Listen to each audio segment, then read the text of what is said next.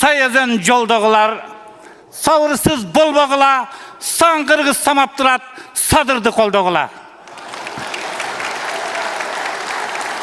Kayçılaş joldagılar, kaydıger bolbagıla, kança iş jasap saldı, kançını koldagıla. Men bir sunuşta aytkim kelip atat. Kırgızstanda şu araktı jogotsa kандай bolat urmatlı bajo? Ökmöttün yerinde su bolmagandan keyin karapayım elde kaydağı su. Su yok. Hazır televizyonun aslında alakan cayıp prezidentimiz hem ne dep cevap verirse eкен dep alakan cayıp oturat. Suranaus. Suranaus. Suranaus. Hiç kimde ayabaş gerek. Ayıl ökmöttün başçısından başlap, ayıl ökmöttün hizmetkerinden başlap. Камчыбек Кыдыршаевдин кайрылуусун көрүп калдым. Ал жерде ар бир айыл өкмөт, аким, губернаторлук чейин текшерилет деп айтыптыр. Ошол текшерүүңүздү биринчиден болуп биздин айыл өкмөттөн баштап берсеңиз. Акыркы 30 жылда социалдык объектилерди жеке менчикке өтүп кетишин жана буга чейинки айыл өкмөт башчылары тарабынан мыйзам бузуу менен жер участоктордун бөлүштүрүлүшүн жана сатылышын карап берсеңиздер. Акыркы эле 2 жылда муктаждыгына карап бир үй бүлөгө бирден жер беребиз, бирден беришти. Кээ бир акчалууларга 3-төн, 4-төн, 2-ден 3-төн берилүүдө. Бүгүнкү күндө трансформация болуп, токтомдору чыгып, муктаж үй бүлөлөр үй салып, кээ бир акчага алгандары сатып да жатышат. Su yok. FPS'tin 850 hektar yerinde su yok 35 yıldan beri. Bir toğoluktan albayt. Ökmöttün yerinde su bolmagandan keyin karapayım elde kaydağı su. Su yok. Kögay ayılı, Nıldı ayılı, Sarıulak ayılı. 3 ayılda 6.700 halkı var. Mine bu ayıldı götürüyorsun örgü. Mamleketke suyun gereği yok bolgandan keyin 35 yıldan beri 850 hektardan hiç kanday düşüm albayt. Sayısın uğaganda bir sap kostun malın yem menen çöp menen kamsız kılıp durgan. Bugünkü günden nöl. Kayrılbagan mekememiz kalgan yok. Barbagan yerimiz kalgan yok. Prezidentten prezident kotorlu oturup mına sizden tuçunuzga gelip kaldık. Sizden suranağız. Nıldı bu derin. Kırgızistan'dan egemendiğilik günde çeyin bütün pervin üstü. Suranağız. Anan elestetip durumuz hazır men aytam ikinci yağın. Alдағы sizin altınızda durgan jelek bul mana sordu. Men turgan yer çirgili ol. 35 kilometre kanal uşunlay sozulat. Alдағы jelek turgan yerden siz geçeyin 15 kilometre. 2 kalkosun yeri su içet. Sizden mağa çeyin 20 kilometre. 12 kilometrenin kögay aylı içet. 8 kilometrenin FPS'ten yer içet. Su yok.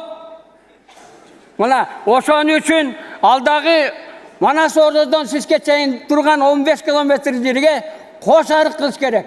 2 ayıldan ötközmeyince bir yaka su ötmedi. Sizden o turgan ordunuzda su tütsüne bedel var. Saat 4'te cevap, saat ertemeneki saat 4'te koy veret.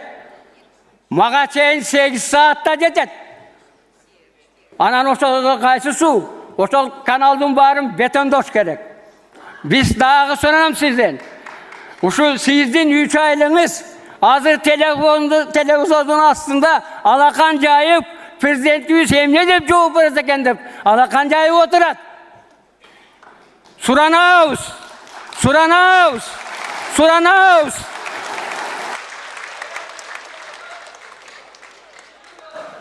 Rahmat aksakal. Buna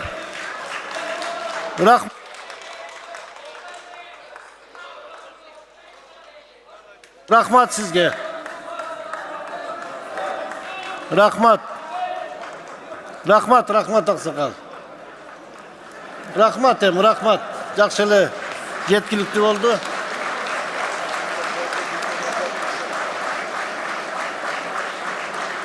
Урматтуу президент, учурда билим берүү тармагында кардиналдуу өзгөрүүгө муктаж.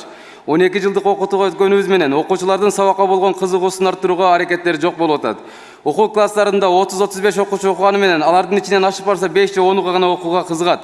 Калган 25-30 окуучунун көңүлүн кантип сабакка бурабыз деген маселе турат. Бул маселени чечүү жолу бирөө эле. Биз толук жаңыланыбыз керек.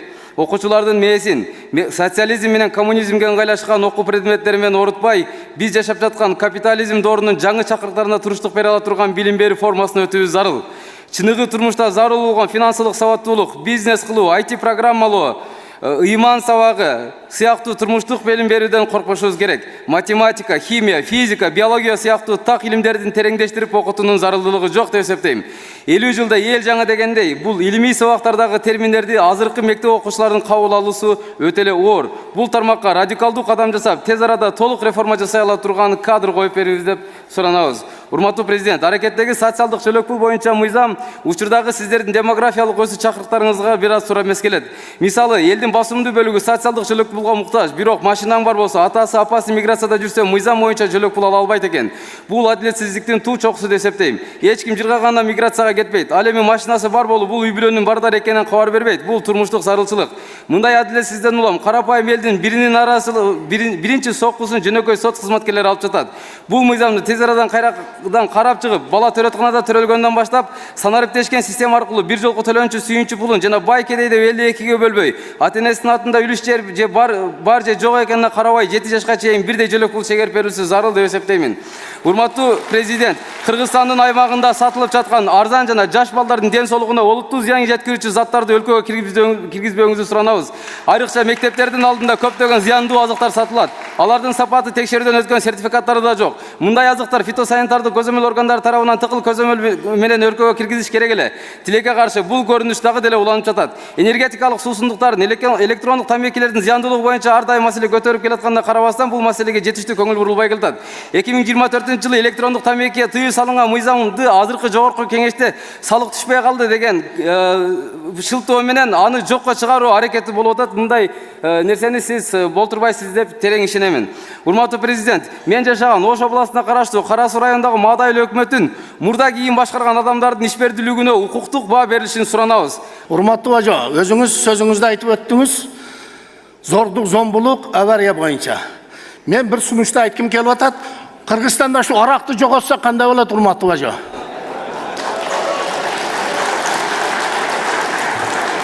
Ушул туртку болуп атат да ушул нерселерге. Биздин Ак Турпак айыл аймагында чоң көлөмдөгү жаратылыш газы бар. Муну Кытай компаниясы көйлөп чыгарып жаап койгон. Ушуга бир специалисттерди жөнөтүп, адистерди жөнөтүп бир текшертип берсеңиз, балким бул экинчи кумтор болуп калар. Шунчалык чоң деп айтышат да, эми биз специалист эмеспиз. Энен жүрөгү чыдаш кыйын экен.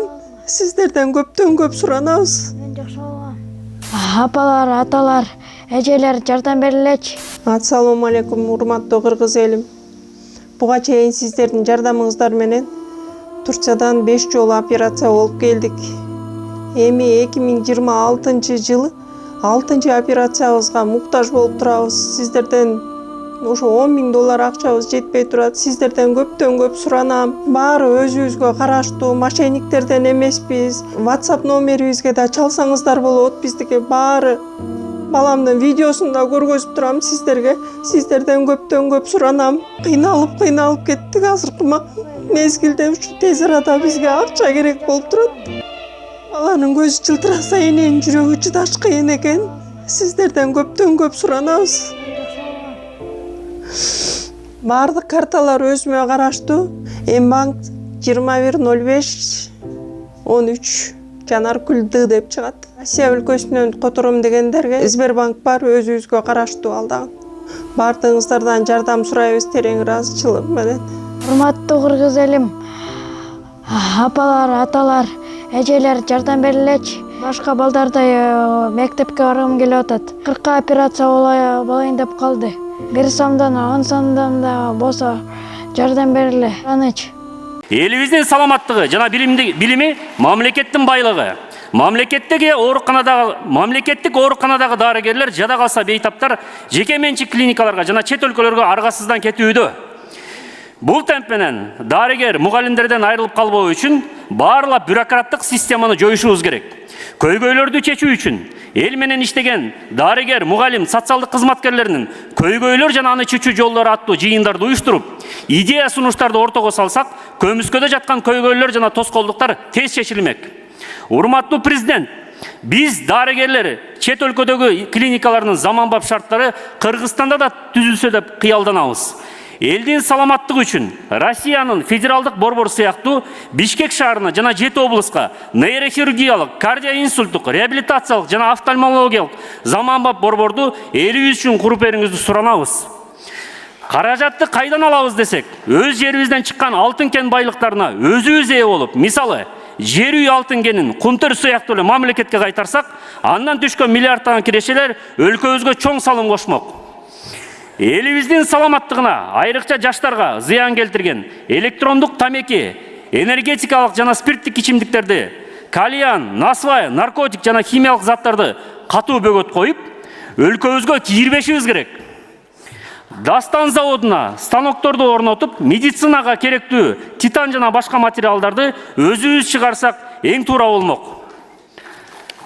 Кыргызстандын бермети болгон ысык көлүбүз жылдан жылга азайып баратат. Аны сактап калууга Орто Токой суу сактагычын суусунун 50%-ын жана башка сууларды ысык көлгө бурууну сунуштаймын. Кадр жетишсиздигин жоюу үчүн советтик системаны колдонуп, дарыгер мугалимдерди бекер окутуп, социалдык пакет менен камсыздашыбыз керек. Тажрыйбасы жок ординаторлорду региондорго жөнөтүү өтө кооптуу. Ошондуктан медициналык академияны 5 жылдык кылып, андан соң 2 жыл Бишкек шаарынын жана чет мамлекеттерден чыккан мыкты клиникаларга практика жүзүндө үйрөтүп жөнөтсөк, региондорго андан соң билген талим тарбиясы менен региондорго жөнөтсөк эң туура болмок. Урматтуу министрлер, сиздерден өтүнүч, жерлерге баргандарда жалгыз эле жетекчилердин сөздөрүнө сен жакшысың, сен кыйынсың деген таттуу сөздөрдү ишенбестен, эмгек жааматты чогултуп, алардын кандай көйгөйлөр бар экен сурап, маселелерин жеринен чечип бериңиздер суранабыз. Урматтуу президент, мамлекетке салым куша турган мындан да мыкты сунуштарымды жеке угуп кабыл алууңузду өтүнөм.